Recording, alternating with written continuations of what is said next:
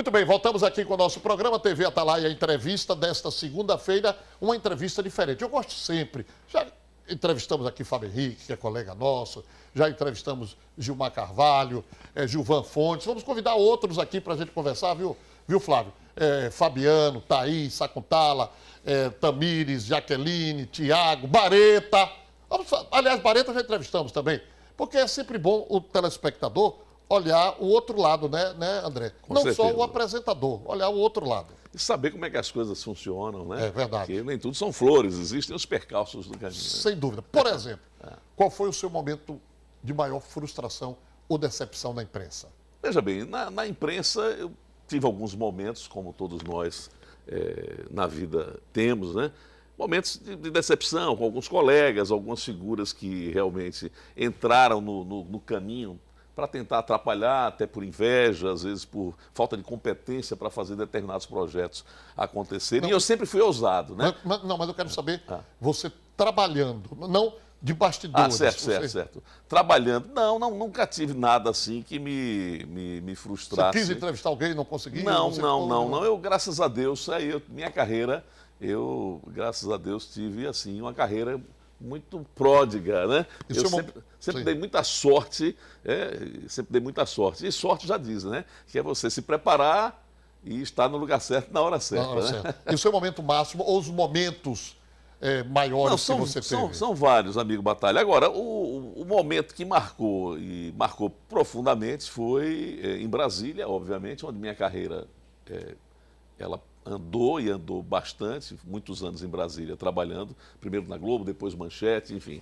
E o momento máximo lá foi exatamente quando Shimon Peres, de Israel, esteve por lá e na redação da Manchete, ninguém falava inglês, né? E aí chega, quem é que pode fazer essa entrevista, como é que a gente pode fazer?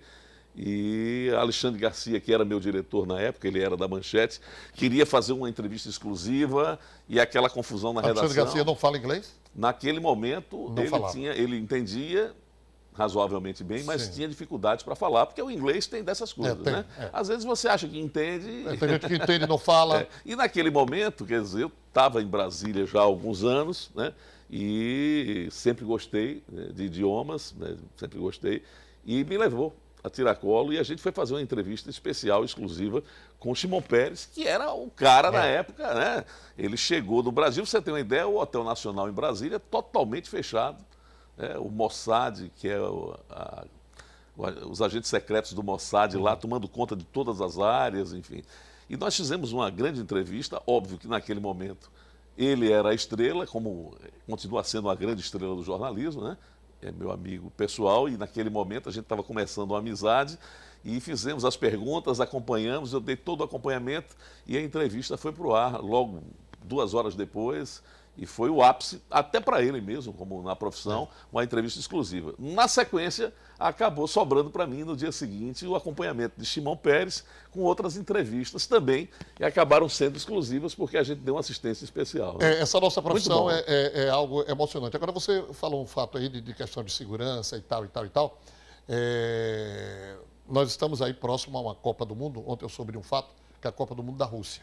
Certo. Então, quem estiver pensando aí em viajar e quem nunca viajou para a Rússia, o esquema de segurança lá na Rússia não vai ser fácil, não.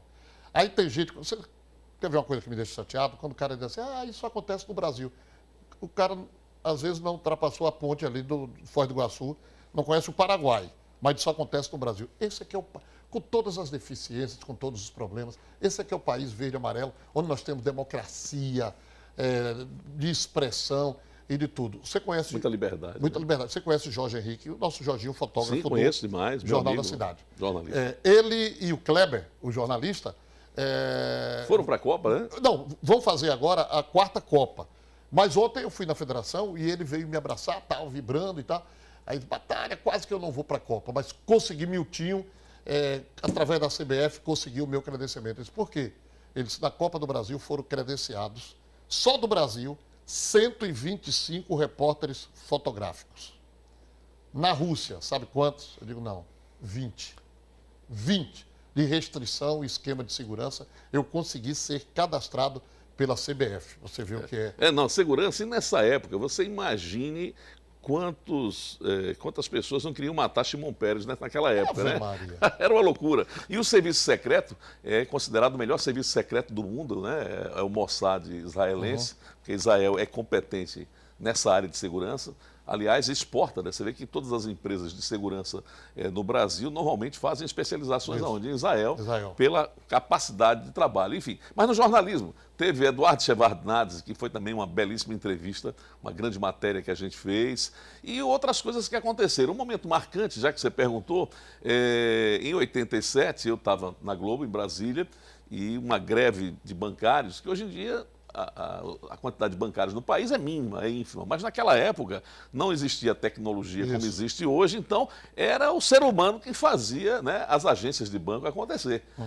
E até hoje a importância de um gerente, né, do profissional que atua por trás da máquina é realmente fantástico. Mas naquela época, Batalha, simplesmente, naquele momento, o que aconteceu? Greve de bancos, uma loucura, Brasília empolvorosa, parecia um campo de guerra. E aí, eu com 22 anos, né, disse, vamos mandar quem para lá, né? E aí, eu estava no lugar certo, na hora certa, e acabei entrando, foi minha primeira entrada no Jornal Nacional. Como é que André Barros vê a política? Vamos falar em política um pouquinho? Bora. A política em Sergipe. O que é que esse ano de 2018 nos espera? Bem, Batalha, da mesma forma que você sabe, eu tenho uma linha completamente independente no rádio, na televisão. A gente procura se manter sem relação com governos, justamente para poder falar o que pensa, óbvio, com muita responsabilidade. Eu acho que em 2018, depois de um Fla-Flu, nós vamos ter aí 2 times de várzea disputando o governo de Sergipe. É a 2 sensação times de várzea? Por quê? Porque os candidatos que estão postos aí nem de longe lembram um Deda com João Alves, uma disputa, entendeu? Nós vamos ter 2 Albano. figuras, exatamente, nós vamos ter 2 pequenas figuras com índices ínfimos nas pesquisas eleitorais até o momento, 4, 5, 6 pontos, né, disputando uma vaga de governo. E aí você tem o Belivaldo Chagas, que muito provavelmente poderá ser o candidato de Jackson, se Jackson sair do governo, porque se Jackson não sair, não será Belivaldo Chagas, você pode ter certeza disso. Mas quero crer que Jackson é candidato. Como é que você disse? Se Jackson não sair... Se Jackson não sair, o candidato certamente será outro. Você acha que pode acontecer o que aconteceu com o Zezinho Sobral? Claro que pode.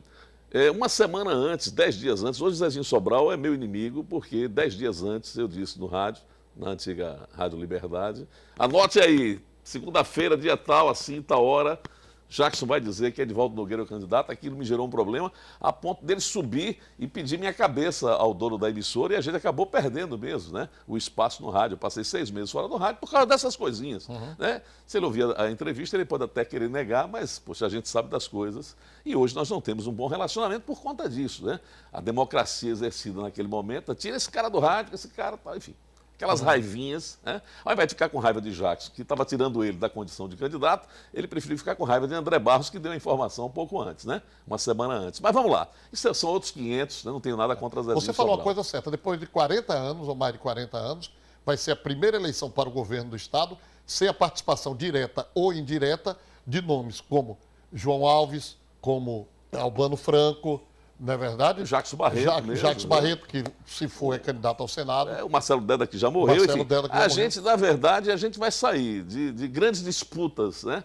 Como tivemos no passado até recente. Então vai ser uma eleição morna. Vai ser uma eleição muito morna, entendeu? Agora, o candidato, deixa eu falar aqui, o candidato da oposição também, uma pessoa que a gente gosta muito, o Eduardo Amorim, pelo menos tudo caminha para ser ele o candidato a governador, mas também uma pessoa muito insossa, muito, enfim. Então você tem um Belivaldo de um lado contra Amorim do outro. Você acha então que André vai para o Senado? Eu acho, sinceramente, no íntimo, eu ainda acho que André será candidato a deputado federal. Ainda acho isso. Agora, ele, depois do que aconteceu na última semana, na última quinta-feira, Batalha, 66 prefeitos. Prova de força ele mostrou uma força muito muito grande e achei ele com um discurso muito humilde. Então, uma coisa que me chamou a atenção, provavelmente chamou a sua atenção também. Uma linha de humildade, não está com a arrogância natural de políticos que se acham. E ele é o cara que, na história de Sergipe, e a gente tem que fazer justiça, mais trouxe recursos para Sergipe. Isso é unânime. E aí, certamente, eu acho, aí é uma sensação minha, ele não me disse isso, todo mundo quer que ele saia, né? Tem gente que quer que ele saia para o governo, imagine, né? Está todo mundo achando que ele será candidato ao Senado. Pode acontecer? Pode. Agora, eu, sinceramente, ainda aposto que é mais tranquilo ir para deputado federal, não depõe contra ele, ele vai continuar a trajetória dele, muito jovem ainda, pode chegar Verdade. até governador de Sergipe um dia. Muito bem. André, satisfação muito grande aqui no nosso E programa. o futebol de várzea vai ser um negócio, né, sinceramente, mais enfadonha, vai ser a campanha mais enfadonha da história de Sergipe, viu? Um abraço. Belivaldo com Amorim, ninguém aguenta, né? Um abraço, André Barros, aqui no nosso programa. Muito bem, muito obrigado. Vamos concluindo o nosso programa. Vocês fiquem agora com o telejornal Fala Brasil. Bom início de semana.